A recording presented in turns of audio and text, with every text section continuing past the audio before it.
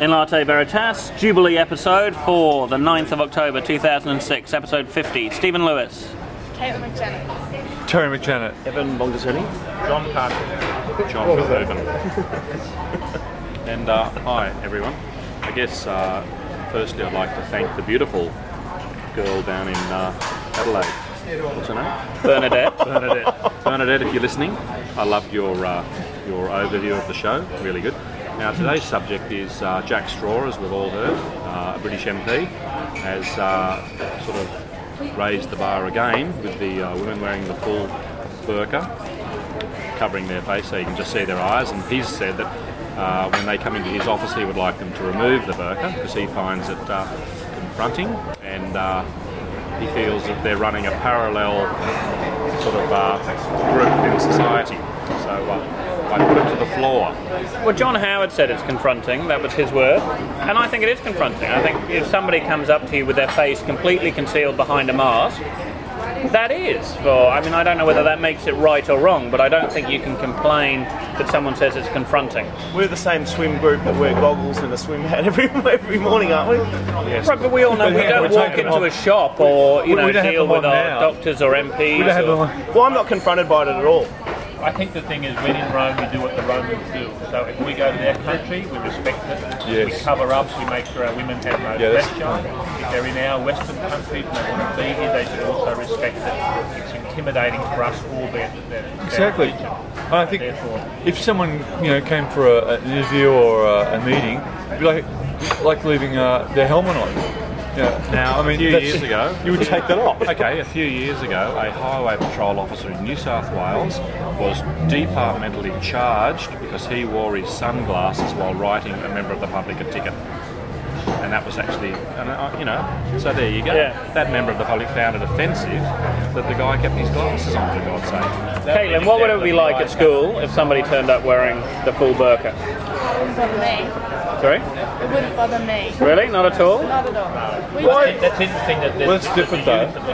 Why do you find it? Why is it which is a offensive? very good thing. Why is it offensive? Because I'm not offended at all. I'm not saying that I find it offensive. I'm saying I would find it confronting with somebody, because we all talk about the mirrored sunglasses. You can't see somebody's eyes, and the eyes, not necessarily the window to the top, but a big tell on what someone's thinking. And also when you consider that we all know that the majority of what is understood from somebody talking to us is understood through body language. Yeah, all of those studies show that what you say is nowhere near as important as the way you say it in your body language. Well, if you approach somebody wearing a wigwam and your voice is just sort of coming from within it, A wigwam. Can I remind you of the I think Costello, who I'm not a fan of, summed it up brilliantly in as much that he was saying that when you come to a country, you have to respect their laws, the way they dress, the way they behave, and if you don't like them, it's too hot for you, you get out of the kitchen. And Okay, so you're talking about multiculturalism, and I think that's the problem. We've said, multiculturalism is a wonderful thing. Well, it's not. no, Why?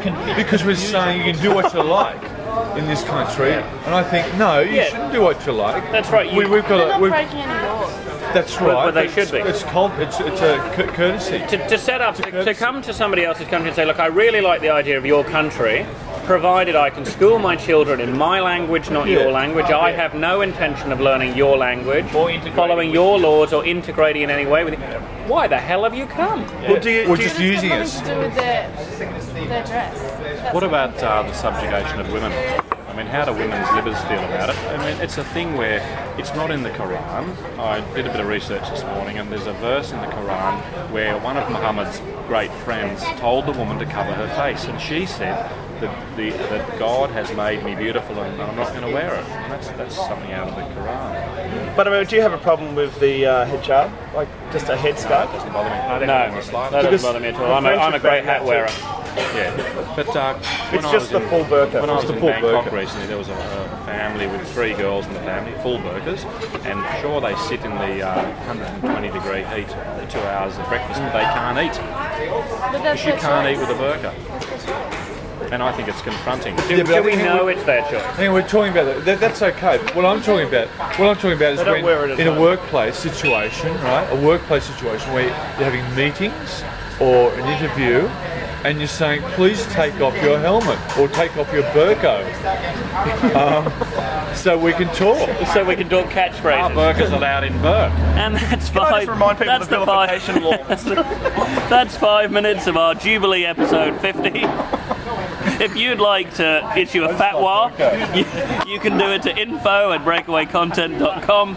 This podcast is available from www.inlateveritas.com. We may not be back tomorrow.